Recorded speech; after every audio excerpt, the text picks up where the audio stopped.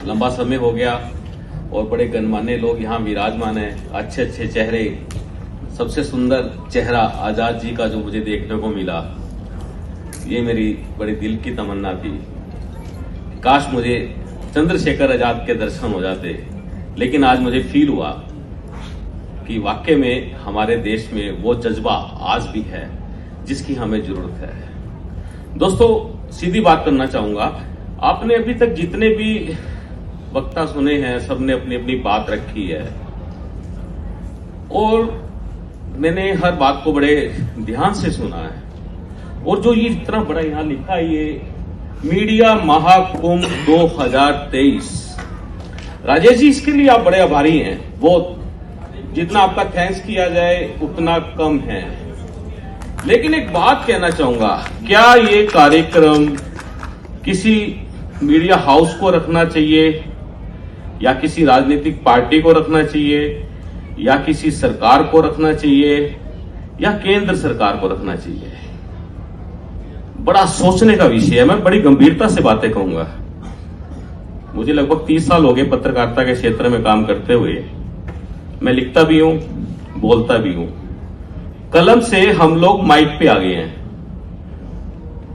बड़ी सरल सी बात है, पहले कलम फिर अब माइक।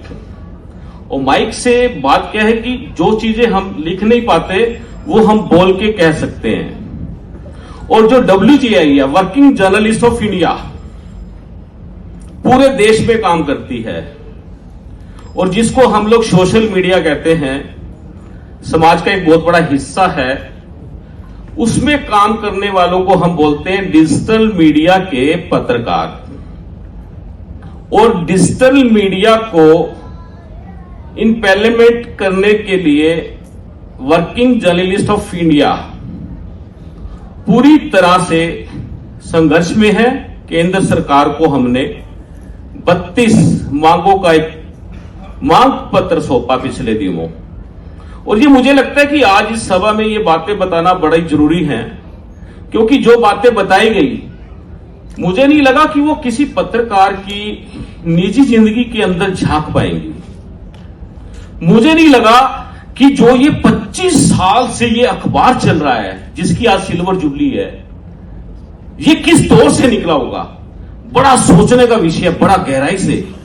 और मैं चाहूंगा कि जितने भी लोग आज इस सभा में हैं वो एक बार जरूर सोचें। राजेश जी, बड़ी आज आपके दिल में जो खसक है ना, वो बाहर आ जाएगी। जब शाम को 7 बजते हैं, 8 बजते हैं और प्रिंटिंग प्रेस से फोन आता है, राजेश जी आज का सर्कुलेशन कितना रहने वाला है?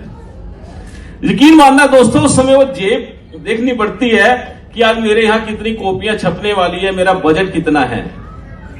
दोस्तों, आपको जान के हैरानी होगी, केंद्र सरकार, राज्य सरकार की तरफ से कोई भी ऐसा बजट नहीं है कि जो प्रिंट मीडिया में काम कर रहे हैं वो अपना अखबार छाप लें या उनको कुछ कागज मिल जाए सब्सिडी पे। ऐसा कुछ भी नहीं है। दौर है ये, दौर जिसको कहते हैं, बहुत बड़ा दौर, बहुत पुराने से पुराने साल से स्टार्ट करी गई। अंग्रेज भी आए, मुगल भी आए, उसके बाद हम भी आए और फिर न जाने और कौन आ जाएगा। लेकिन दोस्तों, ये विषय बड़ा है, बड़ा गंभीर विषय है। आपको बताना चाहूंगा, हमारी जो एनजीओ है, जो वर्किंग जर्नलिस्ट इंडिया है, जिसको हम WGI कहते हैं, हम लोग जिस विषय पे बात कर रहे हैं, हम चाहते हैं कि जिस तरह से छत्तीसगढ़, महाराष्ट्र की सरकार ने पत्रकार सुरक्षा अधिनियम बनाया है, उसी तर्ज पर केंद्र सरकार को बनाना चाहिए पूरे देश के अंदर।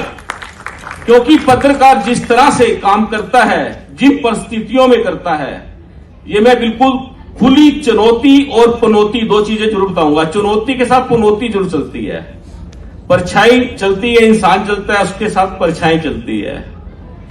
विषय आप सब लोगों के सामने मुझे लगा बड़ा गंभीर है, इसको उठाना चाहिए, बात रखनी चाहिए। अपने मन की बात नहीं रखेंगे, मोदी जी रखते हैं अपने मन की बात, सब लोग सुनते हैं। अरे यार, किसी पत्रकार की मन की बात सुन लो, एक बार उससे तो बात करो। खाना भी खाया कि नहीं खाया, क्या काम ही करते रहोगे? तो दोस्तों, ये हमारी सबसे पहली जो मांग है ये कि पत्रकार सुरक्षा अधिनियम कानून पूरे देश में बनाना चाहिए और इस समय बेहद ही जरूरी है। उसका कारण बताऊंगा आपको मैं, और सुनकर कुछ लोगों को बड़ी दिक्कत हो जाएगी जो सरकार में हैं,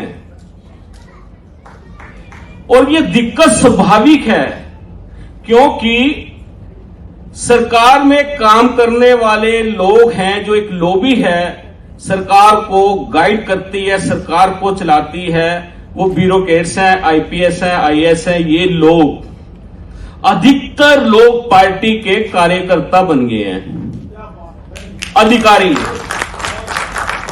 ये इसलिए कह रहा हूं, बड़ी शर्म की बात है, और मैं कहूंगा ऐसे लोगों को डूब मर जाना चाहिए। कहीं पानी मिलता हो ना, चुल्लू में पानी मिलता हो, मर जाना चाहिए।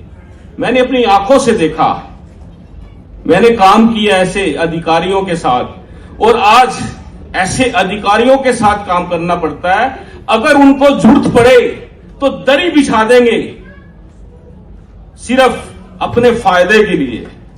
बेशर्मी की सारी सीमाएं पूरे देश के अंदर पार हो चुकी हैं।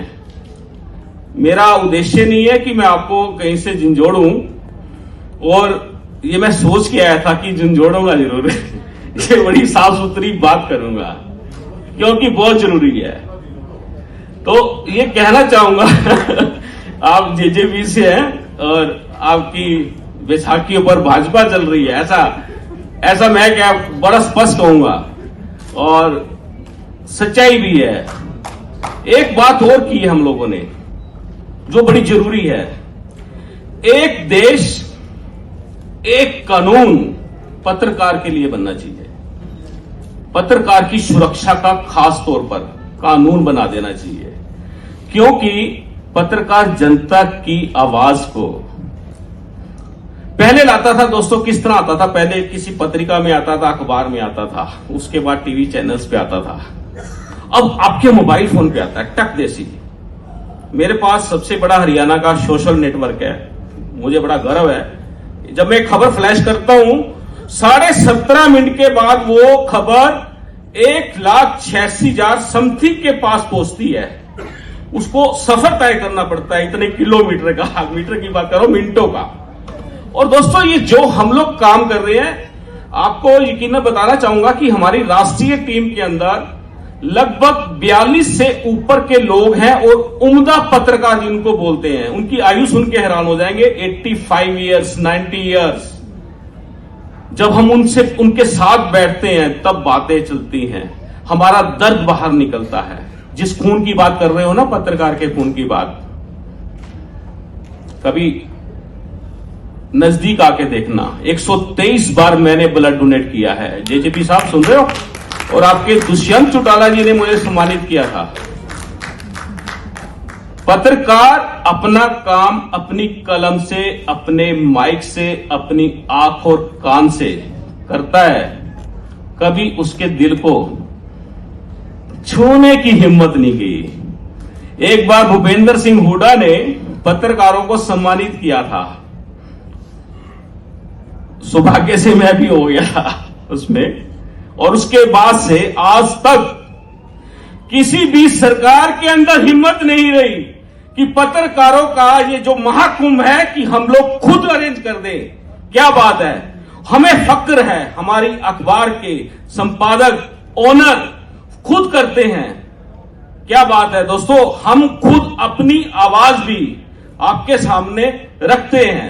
समझने की जरूरत है, थोड़ा सा समझ जाएं, थोड़ा सा। मैं चाहूंगा जरूर आपकी सरकार पे कर सकते हैं, टू बी बड़ी फ्रैंकली सी बात कर रहा हूं, आप कर सकते हैं, सरकार से बात कर सकते हैं। और आपको बताना भी चाहूंगा कि हरियाणा के अंदर माननीय मनोहर लाल जी की और दुष्यंत चौटाला जी की सरकार है, जिन्होंने पत्रकारों का थोड़ा सा सोचा और 10,000 रुपए प्रति माह उनको बुढ़ापा पेंशन देने की अनाउंसमेंट की और दी जा रही है। और अभी 1,000 रुपए और बढ़ा दिए।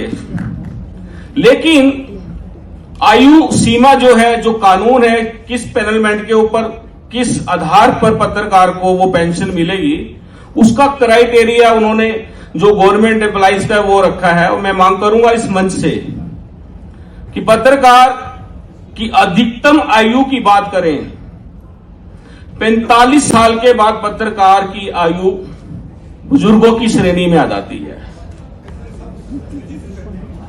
सरकार को तुरंत प्रभाव से इसकी आयु 45 नहीं तो 48 तो करनी चाहिए, कम कर देनी चाहिए और 48 साल में पेंशन लगा देनी चाहिए।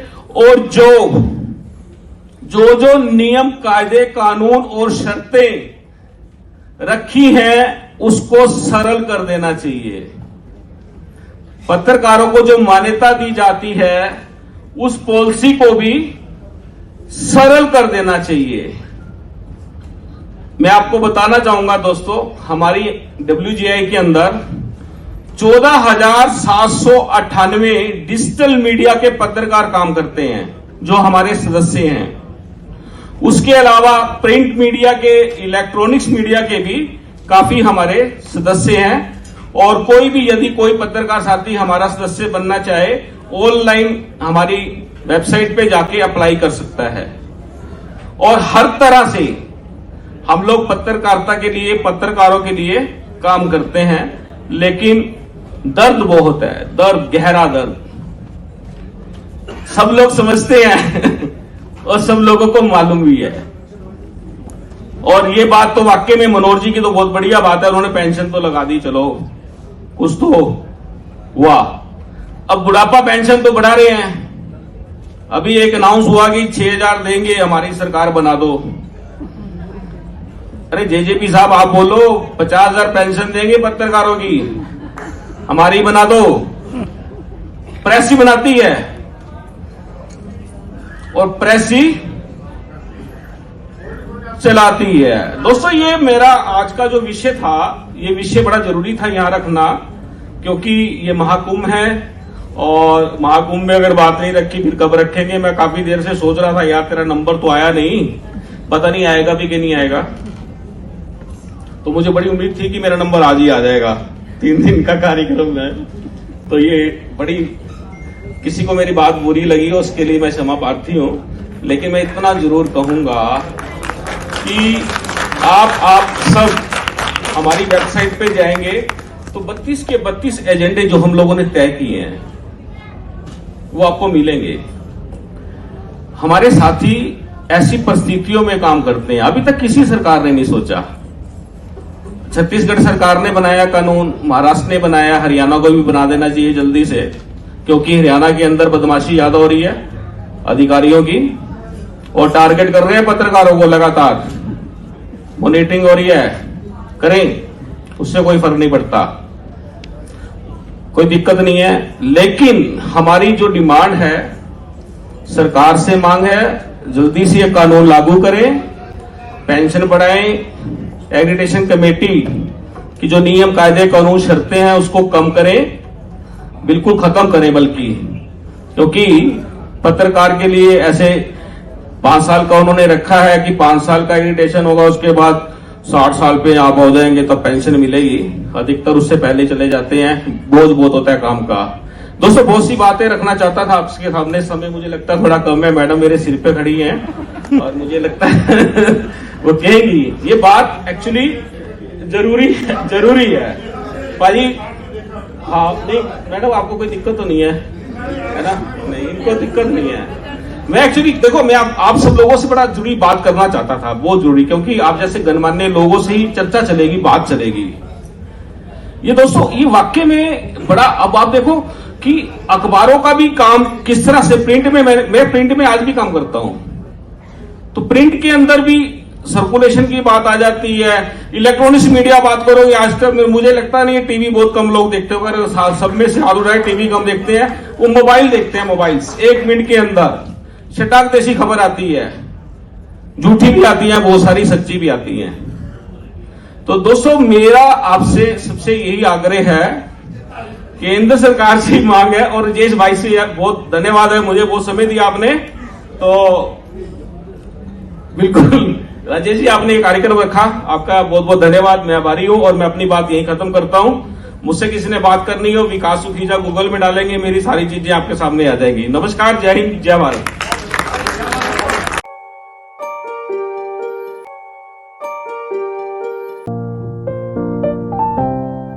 Important for you and your loved ones. Choose a policy today from Star Health Insurance.